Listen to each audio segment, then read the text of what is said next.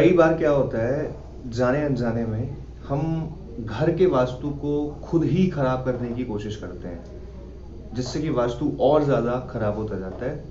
आज जो हम समझना चाहते हैं, वो वास्तु में मनोविज्ञान पर आधारित एक उपाय है। कुछ गलतियां हैं जो लोग अपने जीवन में नेचुरल तौर पर दोहराते रहते हैं।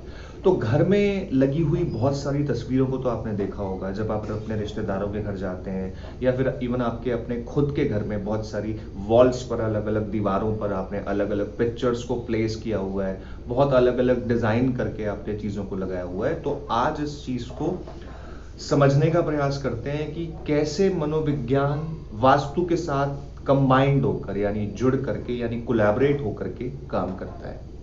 आप समझ लीजिए, आपने बहुत सारे उपाय वास्तु में, ज्योतिष में और अलग अलग जगहों पर सुने होंगे कि अपनी दीवारों पर इस चीज को प्लेस करें, इस डायरेक्शन में इस चीज को दीवार पर लगाएं, और इस तरह से बहुत सारी चीजें आपने अपने डेली लाइफस्टाइल में, अपने घर में उनको स्थान दिया होगा। तो आज ये समझने का प्रयास करते हैं कि ये काम कैसे करती हैं। आपने देखा है कि जब कोई स्त्री गर्भवती होती है तो उसे सलाह दी जाती है कि आप बाल गोपाल की पूजा करें, भगवान कृष्ण के बाल रूप की तस्वीर को अपने बेडरूम में किसी वॉल पर, ईस्ट वॉल पर प्लेस करें, उसे लगाएं on the time of pregnancy. तो इसके पीछे देखिए कारण क्या होता है। कोई भी जो आप तस्वीर अपनी आंखों से देख रहे हो अपने घर की वॉल्स पर, वो आपके अंदर एक मनोवैज्ञानिक परिवर्तन लेकर के आती है। That is called hormonal changes. आपके दिमाग से जुड़ा होता है, आपके न्यूरो सिस्टम से जुड़ा होता है। पर इसमें कई बार हम कुछ गलतियां कर देते हैं, और वो गलतियां क्या होती हैं। कुछ ऐसी चीजें हम अपनी दीवारों पर प्लेस्ड करते हैं जो हमारे मनोविज्ञान को बिगाड़ देती हैं। फॉर एन एग्जाम्पल, जो भी बच्चा देखता है वही सीखता है, ये बड़ी पुरानी कहावत है। तो ये जाहिर है कि ये कहावत हर व्यक्ति पर, हर एज ग्रुप के इंसान पर अप्लाई होती है। अब मान लीजिए कुछ लोग जानवरों की तस्वीरें लगाते हैं। फॉर एन एग्जाम्पल, जैसे घोड़े की 7 घोड़े भागते हुए, दौड़ते हुए की तस्वीर बहुत फेमस है in the field of vastu, ठीक है। लेकिन उसके अलावा आप किसी ऐसी चीज की तस्वीर लगा रहे हैं जिसमें शेर किसी जानवर के पीछे भाग रहा है, कोई हिंसक प्रकार की कोई चीज लगा रहे हैं, है ना, कोई बहुत ज्यादा वॉयलेंस वाली चीज लगा रहे हैं, इस तरह से जो कहीं ना कहीं गुस्सा यानी एंगर को पैदा कर रही है, तो कहीं ना कहीं ये आपके मनोविज्ञान को खराब करती है, उसके ऊपर इफेक्ट करती है, और धीरे धीरे करके आपका जो स्टेट ऑफ माइंड है वो नेगेटिविटी की तरफ आगे बढ़ता रहता है, इवन पूरी फैमिली का बढ़ता है। सबसे पहले हमको ये समझना पड़ेगा कि अपनी दीवारों पर घर की कौन कौन सी चीजों को हमें प्लेस करना है। तो वास्तु सबसे पहले एक सिंपल सा एक पैटर्न बताता है कि आप अपने घर की जो वॉल्स हैं, दीवारें हैं, उन्हें खाली रखा करें, उन्हें ब्लैंक्स रखा करें ज्यादा से ज्यादा। उसके बाद आप उन चीजों को लगाएं जो आपके बहुत ज्यादा काम की हैं, जो रोजमर्रा के जीवन में आपको पॉजिटिविटी देती है। फॉर एज लाइक योर इष्ट पिक्चर, आपके इष्ट देवी देवता की तस्वीर, फैमिली पिक्चर, ठीक है। तो इस तरह की कोई भी ऐसी पिक्चर ना लगाएं जो हिंसा को बढ़ावा देती हैं, क्योंकि वो आपके मनोविज्ञान को आज नहीं तो कल और उसके कुछ टाइम बाद नेगेटिव करती चली जाएंगी।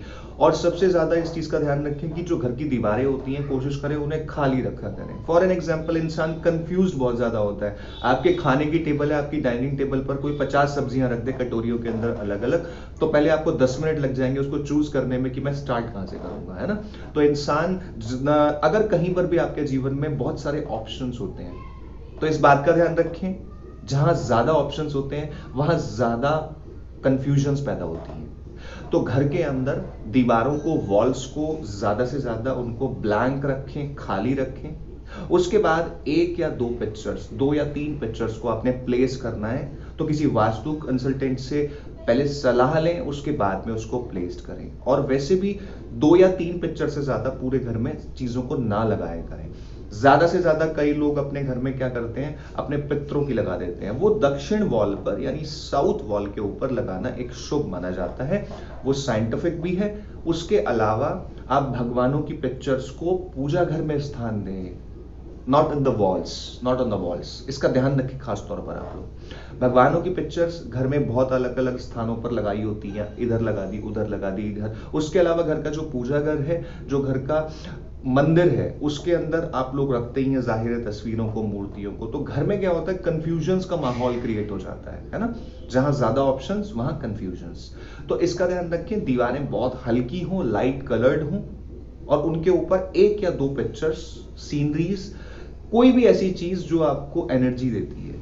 और उसके अंदर भी ये कंडीशन है कि बहुत रेयर ऑफ द रेयरेस्ट, कम से कम चीजों को आपने प्लेस करना है। और कोई भी ऐसी नेगेटिव चीज, कोई भी ऐसे व्यक्ति की तस्वीर कभी ना लगाएं जो मतलब आपके गुरु ना हो जब तक, कोई इष्ट भगवान ना हो जब तक। जैसे लोग लगाते हैं ना, अपने आइडल्स की लगा देते हैं, है ना, कॉमन मैन की लगा देते हैं, तो उसकी वाइब्रेशन से आपको कोई फायदा नहीं होने वाला। अगर हम साइंटिफिक बात करें तो आप अपने गुरु की लगाते हैं, किसी संत की लगाते हैं, किसी भगवान इष्ट की लगाते हैं, जिसके अंदर ऑटोमेटिकली इतनी ज्यादा वाइब्रेशंस हैं, तो वही वाइब्रेशंस आपको पॉजिटिव रखती हैं, आपके मनोविज्ञान को पॉजिटिव रखती हैं, आपके सही डिसीजंस में आपको हेल्प करती हैं। तो इस चीज का ध्यान रखें कि घर की वॉल्स सबसे पहले बिल्कुल खाली होनी चाहिए और एक या दो पिक्चर्स उन पर प्लेस्ड होनी चाहिए। और कोशिश किया करें, कई लोग भगवानों की तस्वीरों को भी लगा देते हैं वॉल्स पर, तो उनको मंदिर में ही स्थान रखें।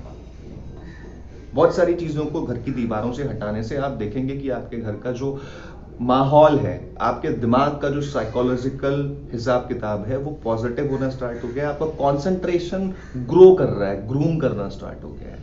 Thank you so much, this is कुमकुमार Shri, wish you a very happy positive lifestyle. जय माता दी।